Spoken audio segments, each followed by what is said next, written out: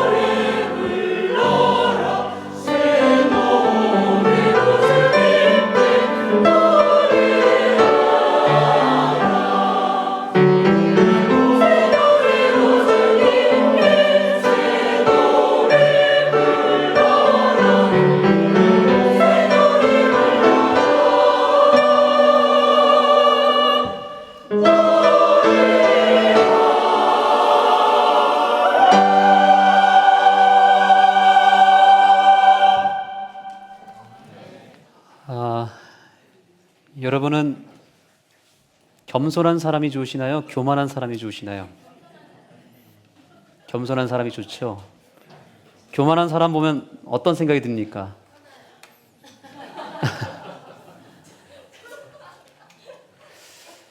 우리는 겸손한 사람이 더 좋습니다. 그렇습니까? 교만한 사람보다는 겸손한 사람이 더 좋죠. 여러분이 지금 보고 있는 저는 교만한 사람처럼 보입니까? 겸손한 사람처럼 보입니까? 저는 사실 굉장히 교만한 사람이에요. 여기 계신 여러분들은 제가 볼 때 다 겸손한 것 같습니다. 제가 이렇게 얘기하면 누가 더 겸손한 거죠?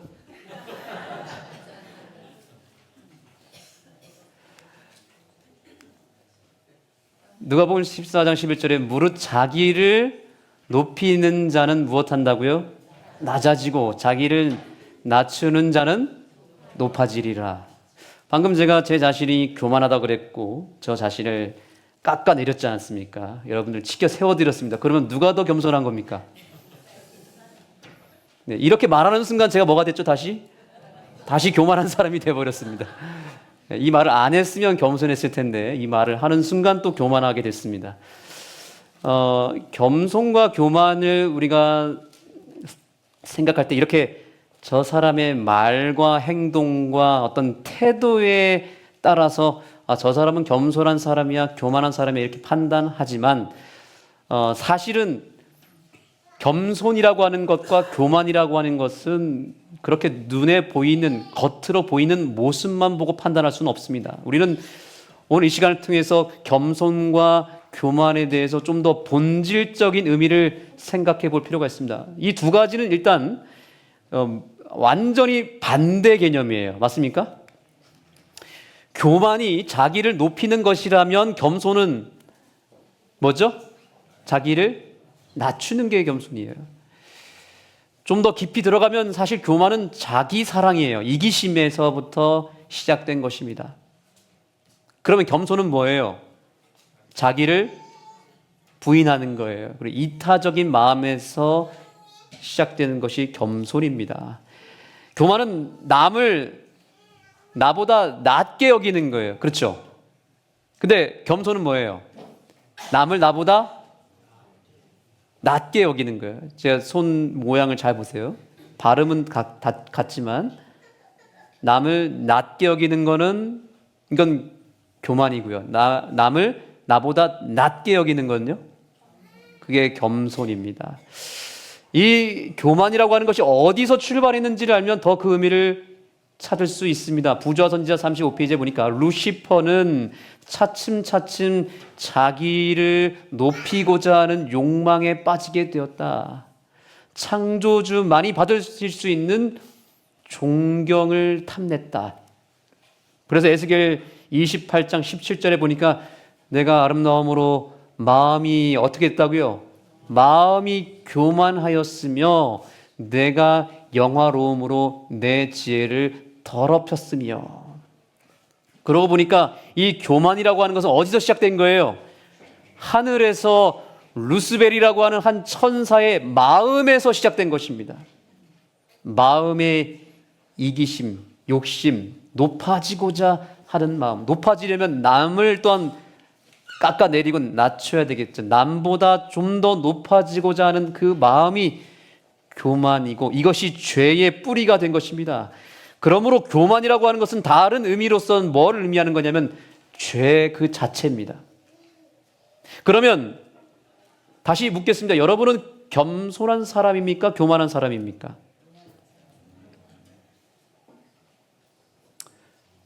사실 우리는 본질적으로, 본능적으로 무엇한 사람이에요?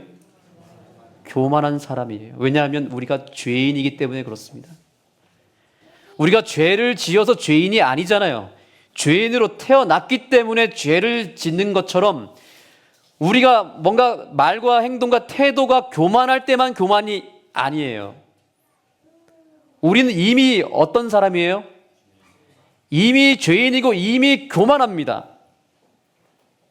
본능적으로 교만하고 시키지 않아도, 가르쳐주지 않아도 저절로 교만해질 수밖에 없는 체질과 운명을 가지고 태어난 존재가 죄인이라는 것입니다. 이 사실이 인정이 되십니까? 아니야, 나는 그래도 교만하지 않아. 그렇게 혹시 생각이 드시나요?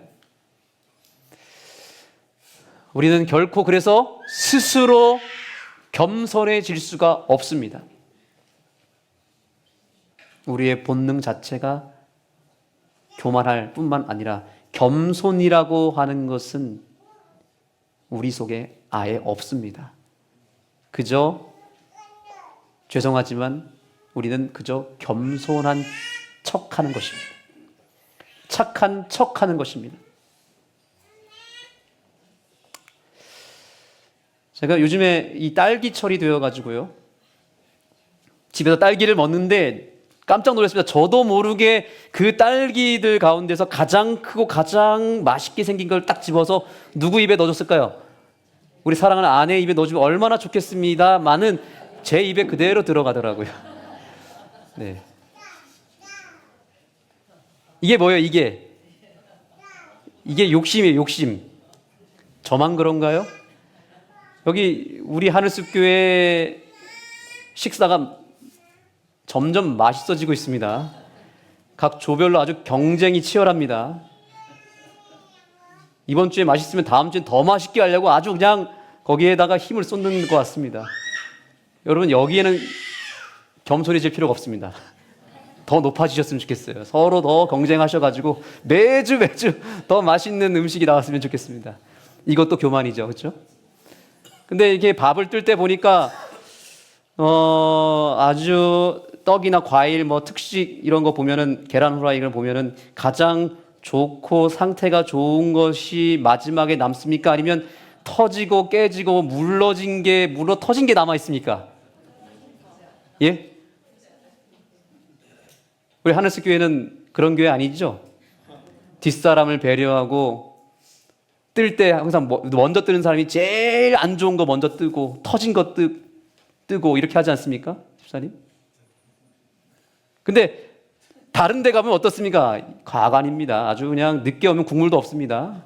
그리고 가봤더니 그냥 다 물로 터진 거, 못 먹는 것만 남아있지 않습니까? 짜투리가 남아있지 않습니까? 그것만 봐도 우리는 마음속에 뭐가 있어요? 본능적으로? 욕심이 있고 우리 안에 굉장히 이기심과 교만한 마음이 있다는 사실이죠. 여러분, 아까 우리 교회의 이 뒷산의 이름이 뭐라 그랬어요? 명봉산이라 그랬습니다. 여러분, 제가 비밀 하나 알려드리겠습니다. 이 명봉산 산자락에 제가 이렇게 살다 보니까 호랑이가 있더라고요. 여러분, 요즘 같은 시대에 호랑이가 나타나면 큰일 나겠죠. 제가 보니까 여기 오면 가끔 만날 수 있어요. 호랑이가 있더라고요. 그것도 2마리가 있습니다. 어떤 호랑이일까요? 여러분, 제가 86년생 호랑이띠입니다.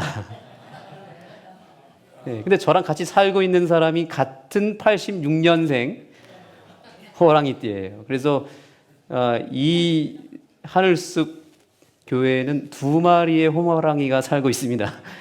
근데 둘 다 박씨예요. 그래서 이 박씨는 또 왕족이지 않습니까? 왕 2명이 사니까 뭐 아주 재밌겠죠? 네. 호랑이는 또 동물의 왕 아닙니까? 그러니까 뭐 저희는 뭐 왕의 기질이 있어가지고 딱 집안에 있으면은 누가 왕이 되느냐, 이게 뭐 저희의 초미의 관심사입니다. 이 호랑이들은 지는 거 싫어하거든요. 그래서 이 2 호랑이가 싸우면 누가 이길 것 같습니까? 네?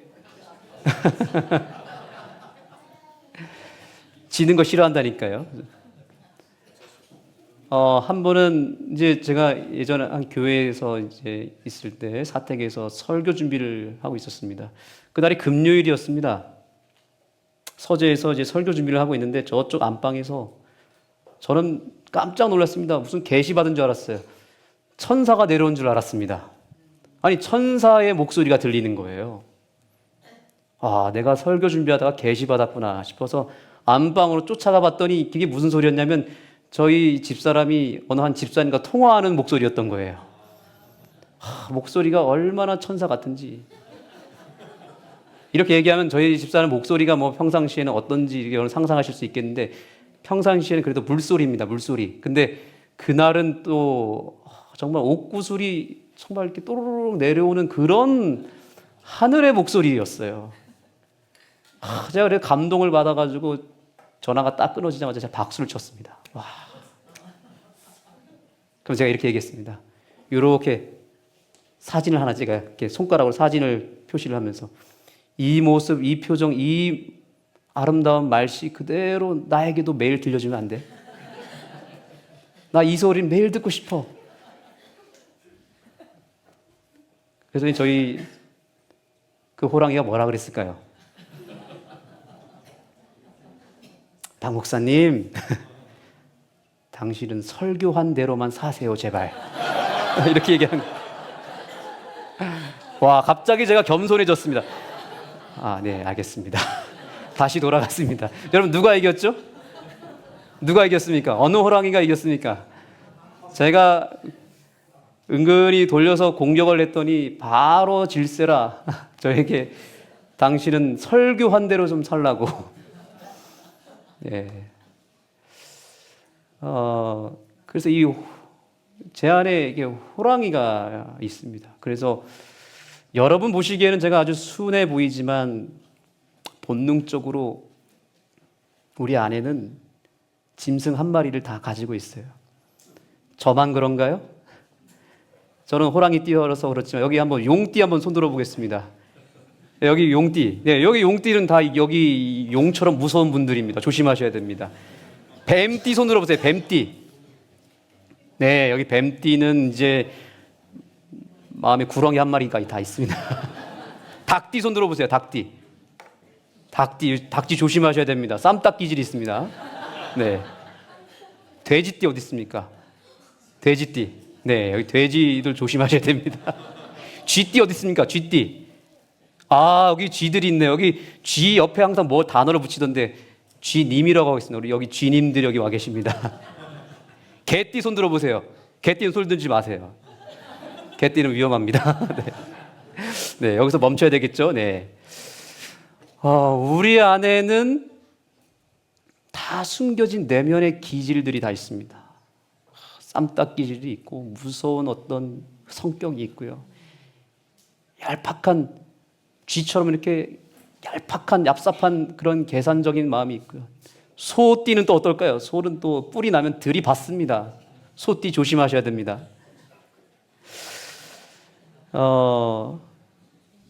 성경은 이렇게 말하고 있습니다. 종귀하나 깨닫지 못하는 사람은 멸망하는 무엇과 같도다? 짐승과 같도다. 성경은 우리가 다 짐승과 같은 그런 기질, 아니 짐승보다도 더 심각한 죄의 성향이 우리에게 있다라고 이야기하고 있습니다. 겉으로는 예절과 체면을 내세우면서도 마음속에는 질투와 분노와 악의가 활동하는 그런 인간의 내면이 우리 속에 다 있다라고 하는 사실입니다. 그저 우리가 발톱을 숨기고 있을 뿐이지 감출 수 있으니까 없습니까? 이 기질은 어느 순간 툭 하고 튀어나올 때가 있습니다. 여러분, 그런 실제 사례가 있지 않습니까? 사자를 이 새끼 때부터 키워가지고 발톱도 다 자르고 사료를 먹여서 이렇게 순하게 키워가지고 부둥켜 안고 자는 정도로 이 사자가 순해서 주인이 뭐라 그러냐면 이 사자는 물지 않습니다. 아주 순합니다. 강아지보다도 더 순합니다. 이렇게 얘기를 하는데 어느 날 이 주인의 몸에서 작은 상처가 하나 났는데 이 피 냄새를 맡고 사자가 달라들어서 그 주인을 갈기갈기 핥혔다라고 하는 그런 사례를 우리가 보고 있지 않습니까? 여러분, 우리 안에는 그래서 그런 죄된 성향, 교만한 마음이 없는 것처럼 보이지만 숨어 있다라고 하는 사실이에요. 그런데 누군가가 나에게 말로 툭 내뱉는 어떤 발작 버튼을 누르면은 갑자기 나도 모르게 자연스럽게 본능적으로 뭐가 나오는 거예요. 내가 숨겨놨던 그 발톱이, 그 날카로운 이빨이 나와서 물어뜯는 그런 일들이 우리 속에도 얼마든지 있다라고 하는 사실입니다. 그래서 우리는 우리 스스로 아무리 20년, 30년 노력해서 내 본성을 억누르고 끊임없이 지우려고 노력해도 이것이 지워집니까? 안 지워집니까? 우리 안에 이 자라고 하는 사자는 절대로 죽지 않습니다. 그저 숨어 있을 뿐이고 길들여져서 잠시 잠을 자고 있는 것이지 절대로 사라지지 않는다는 것이죠. 그래서 우리는 우리 자신을 절대로 믿어서는 안 됩니다. 우리는 어느 순간 넘어질 수 있습니다. 얼마든지 우리는 남을 핥힐 수 있고 남을 힘들게 할 수 있는 악한 기질이 우리에게 있다라고 하는 사실을 꼭 명심하게 되기를 간절히 소망합니다. 그래서 성경에 보면 예레미야 13장 23절입니다. 다 같이 읽겠습니다. 시작. 굿수인이 그 반점을 변하게 할 수 있느냐? 할 수 있을진데 악에 익숙한 너희도 선을 행할 수 있으리라. 이것은 반어법적인 표현입니다. 그렇게 할 수 있다는 거예요? 없다는 얘기예요? 표범이 그 반점을 지울 수만 있다면 너희도 그 본성을 바꿀 수 있고 지울 수 있다는 그런 뜻이에요. 그런데 표범이 그 반점을, 짐승이 그 본능을 없앨 수 있습니까? 없습니까? 없는 것처럼 우리의 죄된 성향, 내 교만한 마음도 우리의 힘으로 지울 수 있어요? 없어요? 지울 수 없다라고 하는 사실을 우리가 반드시 기억하는 이 시간이 되었으면 좋겠습니다. 우리는 그래서 어쩔 수 없이 죄를 범할 수밖에 없고 어쩔 수 없이 남을 공격할 수밖에 없는 그런 마치 고슴도치와 같은 가시들을 가지고 살아가는 우리가 바로 그 죄인이라는 사실입니다.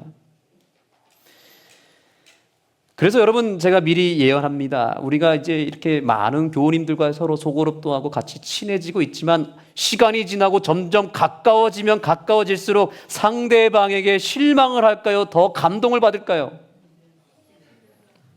반드시 더 실망하게 되어 있습니다.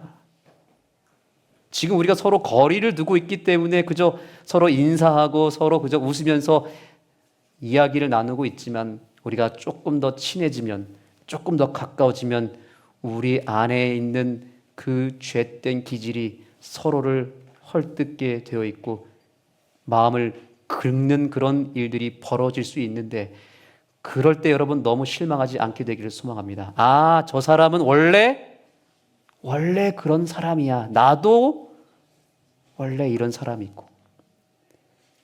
저 장로님이 왜 저러지? 어떻게 저 집사님이, 그 천사 같은 집사님이 이렇게 얘기할 수 있지? 라고 생각하는 것이 아니라 이렇게 생각해야죠. 아, 저 집사님 무슨 띠일까? 이런 생각을 해야 되죠. 그래, 맞아. 우리에게는 다 한 마리의 짐승을 다 가지고 있지 않는가? 우리는 바꿀 수 없다. 바뀌지 않는다. 사람은 고쳐서 쓸 수 없다. 이것이 성경이 내린 결론인 것입니다. 이 사실을 믿으십니까? 부드러운 털 속에 감춰진 사자의 발톱이 우리에게 있다라고 하는 것을 오늘 인정하는 이 시간이 되었으면 좋겠습니다. 그리고 내 옆 사람에게도 얼마든지 그런 기질이 있다라고 하는 것을 우리가 인정하고 그 상대방을 이해해 줄 수 있는 그런 하늘숲 교회가 되었으면 좋겠습니다. 성경은 이렇게 이야기합니다. 만물보다 거짓되고 심히 부패한 것은 무엇이라고요? 우리의 마음이라는 것이죠. 우리 마음은 나도 다 알 수 없을 만큼의 방대한 죄의 기질이 다 숨어 있습니다. 나도 모를 만큼. 그래서 정말 나도 모르게 어느 순간 뭔가 튀어나올 때가 있는 거예요. 나도 깜짝 놀랄 만큼.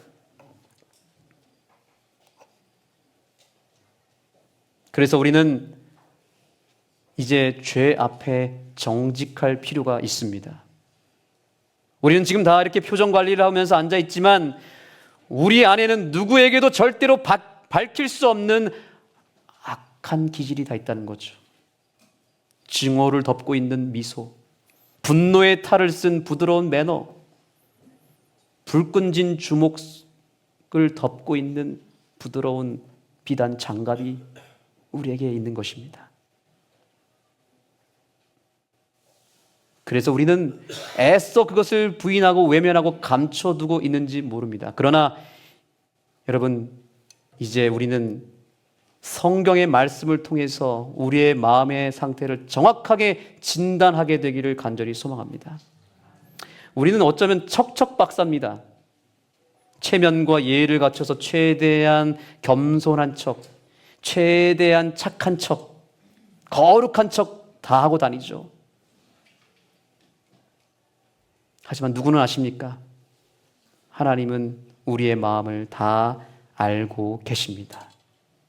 그렇다면 여러분, 우리 안에 있는 이 어두움을 없앨 수 있는 방법은 무엇일까요? 어두움을 없애려면 어떻게 해야 될까요, 여러분? 어두움. 진공청소기를 이렇게 빨아들이면 어둠이 사라질까요? 아니면 어둠아 물러갈지어다 이렇게 해야 어둠이 물러갈까요? 어두움을 없앨 수 있는 유일한 방법은 무엇입니까? 빛이 들어오면, 빛이 비춰지면 어두움은 사라지게 되어 있습니다. 저와 여러분 안에 있는 그 죄의 어두움, 그 죄의 기질을 해결할 수 있는 유일한 방법은 따라합니다. 빛 가운데로 나아오라. 예수님께서는 말씀하시기를 나는 생명의 빛이라고 말씀하셨어요. 결국 우리가 예수님을 만나면 비로소 내 죄가 드러나기 시작합니다. 그리고 내가 죄인이라는 사실을 그제서야 알게 됩니다. 우리가 왜 죄인인지를 모르는지 아십니까? 자꾸 사람끼리 비교하니까 그런 거예요. 내가 저 사람보다는 나아. 나는 저 사람보다는 덜 교만해. 이렇게 생각하기 때문에 내가 꽤 착한 줄 알고 있지만 우리가 누구를 만나면요, 예수님을 만나면 비로소 내가 얼마나 교만한 사람이었는지를 알게 됩니다. 그래서 빛 가운데로 나아올 때, 예수님 앞으로 나아갈 때 우리는 진정으로 우리 안에 있는 죄를 보게 될 것입니다. 베드로가 그래서 예수님을 만나자마자 무엇이라 그랬습니까? 주여 나를 떠나소서. 주여 나를 떠나소서. 예수님을 만나자마자 그 내면 가운데 자기가 죄인이라고 하는 사실을 깨닫고 나는 죄인입니다 라는 고백을 하게 된 것이죠. 빛이 비춰지면 밤에는 보이지 않았던 그 먼지들이 이렇게 쭉 떠도는 것을 보게 됩니다. 그리고 창가에 비춰진 그 묻어있는 먼지들이 밤에는 보이지 않지만 언제 보이죠? 낮에 빛이 들어오면서부터 보이기 시작한다는 거죠. 여러분, 우리가 예수님을 만나고 예수님이 내 안에 들어오시게 되면 그때 보지 못했던 죄들이 나타난다는 사실을 잊지 마시기 바랍니다. 그러니 우리는 이 빛 되시는 예수님을 통해서 우리 죄를 볼 필요가 있습니다. 그래서 우리에게 예수님이 필요한 것입니다. 자, 그래서 우리가 이스라엘 백성들의 역사 속에서 바로 이 말씀을 보게 됩니다. 장대에 달린 놋뱀을 아십니까? 이스라엘 백성들이 불뱀에 물려서 죽게 되었을 때 하나님은 단순하게 모세를 시켜서 뭐라 그랬습니까? 장대에 놋뱀을 만들어 달고 그 놋뱀을 쳐다보기만 하면 살 것이다 라고 하는 약속을 하셨습니다. 그래서 실제로 이 놋이라고 하는 건 구리인데 구리를 가지고 뱀을 만들어서 장대에 달아냈습니다. 그리고 그 장대에 달린 뱀을 쳐다본 사람들은 뱀에게 물렸다 할지라도 죽지 않고 다 살았습니다. 여러분, 이때 두 부류의 사람이 분류가 됩니다. 첫 번째 사람은 어떤 사람일까요? 비록 나는 잘 믿겨지진 않지만, 잘 모르겠지만 하나님께서 약속하셨기 때문에 저 장대에 달린 구리 모형의 뱀을 보기만 하면 그래 나도 살 수 있을 것이다 라고 하는 믿음을 가지고 바라본 사람들은 다 나왔습니까? 놀랍게도 다 나왔습니다. 그런데 문제는 어떤 사람들인가요? 어떤 사람들이죠? 저게 말이 돼? 쳐다보면, 바라보면 낫는다고? 이렇게 생각한 사람들이 있었겠죠. 아니, 뭘 먹거나 뭐 약을 주시거나 뭐 치료 행위를 해야만 나을 텐데 쳐다보면 낫는다고? 나 저거 안 믿을 거야 생각하고 놋뱀이 계속 지나다니는데 어떤 사람들은 분명히 고개를 땅으로 숙였을 것입니다. 아니면 등을 돌려서 일부러 쳐다보지 않으면서 끝끝내 저 장대에 달린 뱀을 쳐다보지 않는 사람들은 어떻게 됐을까요? 다 죽었습니다. 여러분, 우리는 여기서 진정한 겸손과 교만이 무엇인지를 배우게 됩니다. 바로 이 두 부류의 모습이 이런 것입니다. 영적인 겸손이란 무엇입니까? 약속을 믿고 단순하게 바라보는 것입니다. 근데 교만은 뭐예요? 내 생각과 내 고집을 끝까지 의지하면서 끝끝내 쳐다보지 않는 것이 바로 그것이 교만인 것입니다.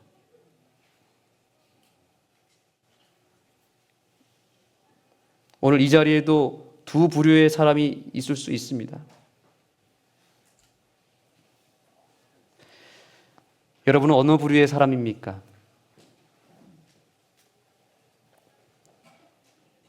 사실 이건 돈이 드는 것도 아닙니다. 돈이 드는 것도 아니고 힘이 들어가는 것도 아니에요. 그냥 무엇만 하면 되는 거예요. 쳐다보고 바라보기만 하면 되는 것입니다.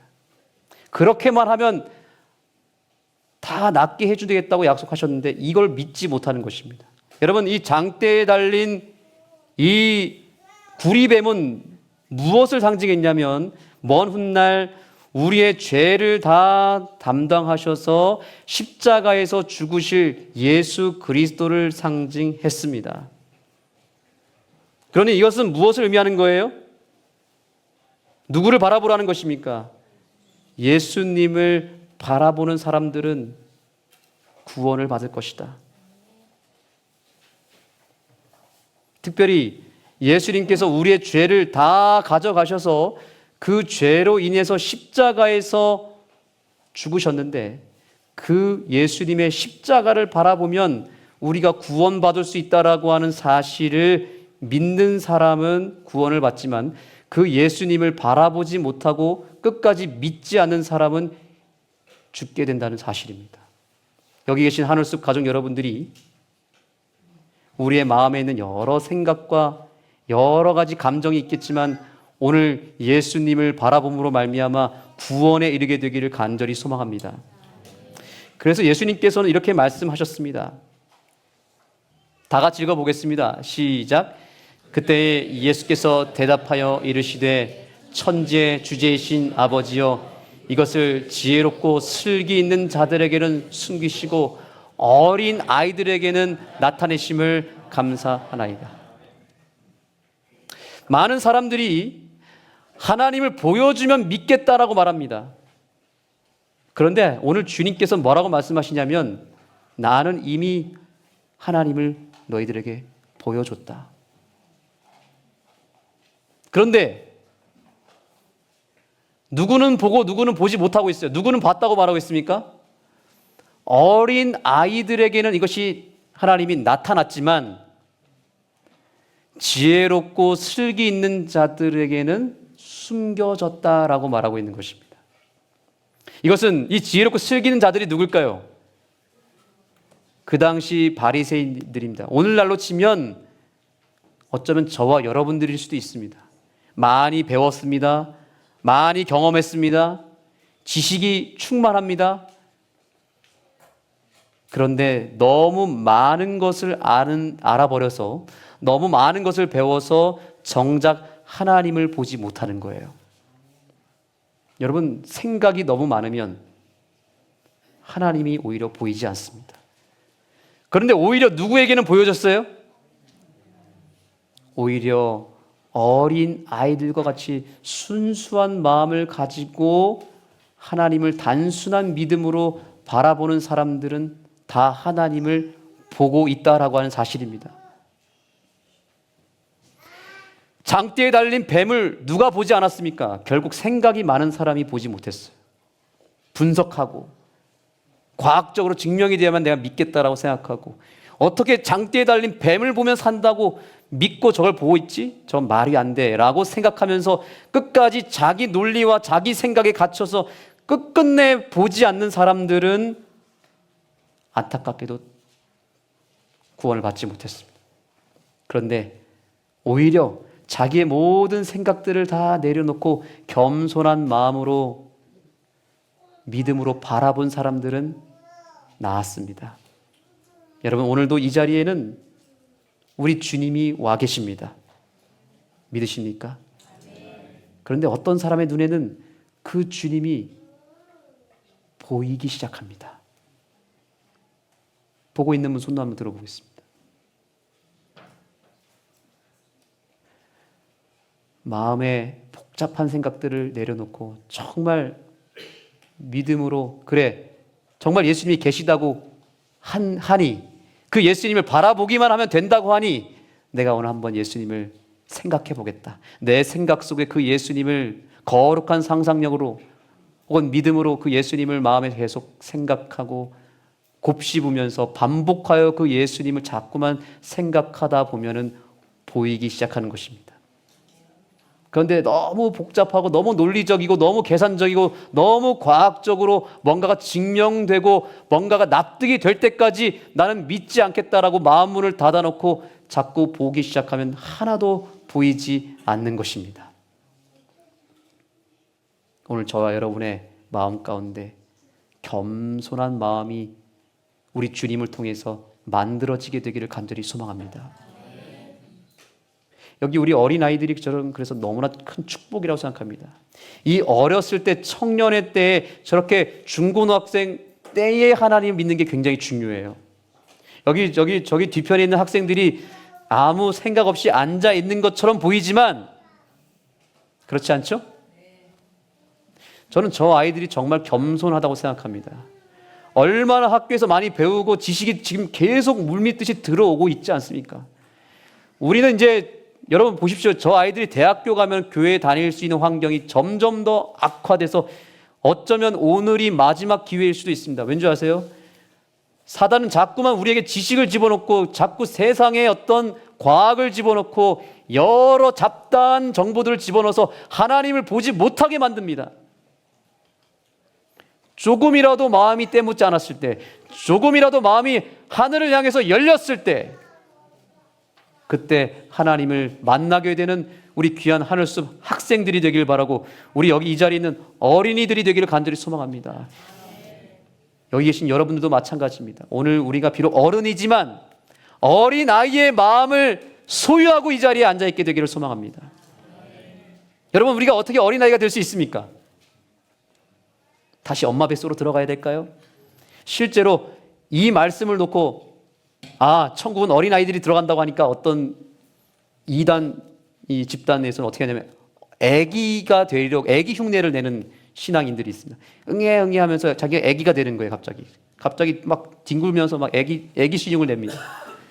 뭐 그렇게 해야만 될까요, 여러분?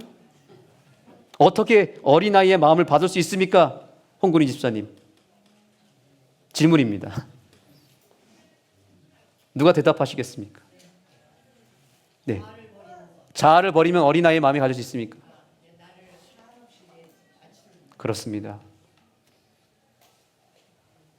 저는 한 가지 비밀을 알았습니다. 예수님께서 말씀하십니다. 너희가 물과 성령으로 무엇하면요? 거듭나면 어디를 갈 수 있어요? 하늘나라를 볼 수 있다고 그랬어요. 거듭난다는 건 다시 태어나는 거죠. 다시 태어나면 어른으로 태어날까요? 아기로 태어날까요? 그때 어린아이의 마음을 받는 것입니다, 여러분. 어린아이의 마음을 받으라는 얘기는 어린아이처럼 살고 흉내내라는 것이 아니라 거듭나라는 것입니다. 오늘 이미 자라버린 내 마음, 이미 다른 것으로 채워져 버린 내 스스로 지혜롭다고 생각하고 슬기 있다고 생각하는 그 교만한 마음을 오늘 십자가에 못 박았으면 좋겠습니다. 그리고 다시 예수님 안에서 다시 태어나게 되기를 간절히 소망합니다. 다시 태어나면 어린 아이가 될 수 있습니다. 진정한 겸손은 무엇입니까? 나에게는 오직 예수님이 절실히 필요합니다라고 겸손한 마음을 가지고 주님 앞에 나아가는 자가 겸손한 사람입니다. 그러나 교만한 사람은 어떤 사람입니까? 나는 예수님 필요 없어. 신앙 그까짓 거 필요 없어. 나는 많이 배웠고, 나는 돈이 많고, 나는 어디 출신이고, 나는 건강하고, 나는 젊고, 이러면서 내 자신을 믿고 하나님이 필요 없다라고 하는 것을 스스로 인정하고 끊임없이 하나님을 거부하는 것, 그것이 교만인데, 오늘 우리 마음에 그 마음을 뿌리 뽑고 예수님을 단순한 마음으로 받아들일 수 있는 겸손한 마음이 우리 모두에게 있게 되기를 간절히 소망합니다. 오늘 여러분들에게 들려드리고 싶은 찬양이 있습니다. 이 찬양은 뭐예요? 우리가 주님 앞에 서게 되면 우리의 죄는 다 드러나고 우리는 완벽한 죄인이 된다는 사실입니다. 여러분, 이 찬양을 통해서 내 마음에 있는 죄를 다 드러내셨으면 좋겠습니다. 그 드러난 죄가 이제 주님 앞에 회개가 되어지고 새롭게 완전히 오늘 이 시간 거듭나서 어린 아이와 같은 겸손한 마음을 우리 모두가 받게 되었으면 좋겠습니다. 기도하는 마음으로 이 찬양을 들으시고 찬양이 마친 이후에는 개인적으로 기도하시되 오늘 이 시간을 통해서 생각나는 죄가 있다면 그 죄를 주님 앞에 회개하시고 새 마음을 받으시기 바랍니다.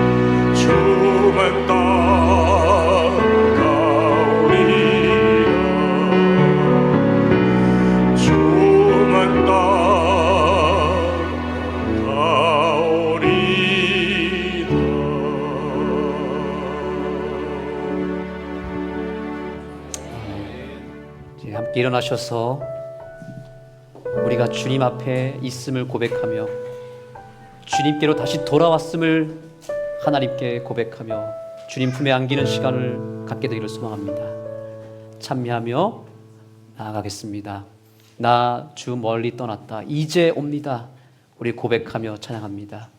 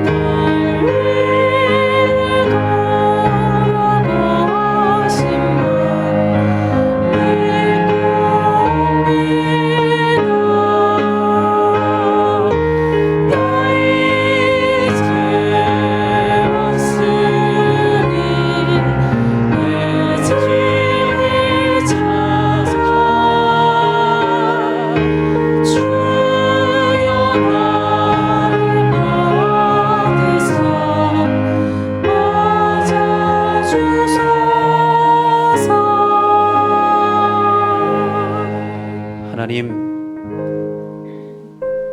우리는 죄인입니다. 그것도 아주 완벽한 죄인입니다. 우리 스스로 절대로 그 죄를 지울 수 없다는 것을 오늘 이 시간을 통하여 고백합니다. 그러니 앞으로 우리 안에 있는 죄와 싸우는 것이 아니라, 우리 스스로 해결할 수도 없는 그 죄와 사투를 벌이는 것이 아니라 예수 그리스도를 붙잡고 십자가와 씨름할 수 있는 주의 백성들 되게 하여 주옵소서. 십자가를 붙잡고 예수님을 붙잡을 때 빛이 어둠을 물리치듯이 바로 예수님을 붙잡는 그 순간이 바로 죄를 이기는 순간임을 기억하며, 이제 허락되는 한 주일을 살아갈 때 야곱이 예수님과 씨름하였던 것처럼 우리도 예수님 놓치지 않기 위하여, 십자가 붙들기 위하여 거룩한 의의 싸움을 살아가는 우리 모두가 되게 하여 주옵소서. 그리하여 예수님을 통하여 죄를 이기게 하여 주시고 십자가의 능력으로 세상을 이기는 한 주일의 삶을 살아가게 하여 주옵소서. 좀처럼 해결되지 않았던 내 삶의 가장 심각한 문제가 한 주일의 삶을 통해서 해결되어질 수 있게 하여 주옵소서. 오늘 주님께 귀한 예물을 드린 손길들을 기억하여 주시고 주님, 이 예물들이 죽어가는 영혼들을 구원하는 일에 사용되어질 수 있도록 주님의 성령의 기름을 부어 주시고 드린 손길 위에 축복을 더하여 주옵소서. 예수님의 이름으로 간절히 기도드립니다. 아멘.